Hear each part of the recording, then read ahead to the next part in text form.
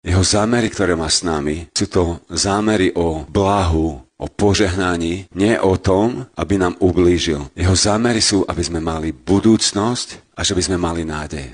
Koľkokrát nič z toho neprežívame a ani tomu neveríme. 35 rokov robíme službu naplno a stále si musím pripomínať deň čo deň, že Pán Boh to so mnou myslí dobre a Pán Boh to s tebou myslí dobre. Vidí tvoju budúcnosť dobre a jeho túžba je, aby si zažíval dobré, pokojné, jasné ciele, ktoré on pre teba má a ktoré budú na požehnanie pre teba, nie aby ti ublížili. A veríš tomu?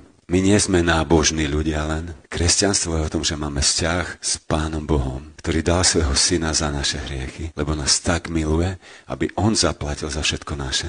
To je Boh, ktorý sa konkrétne o teba a o mňa zaujíma a má pre teba plán, ktorý je nádej a ktorý má život v sebe, ktorý ti neublíži.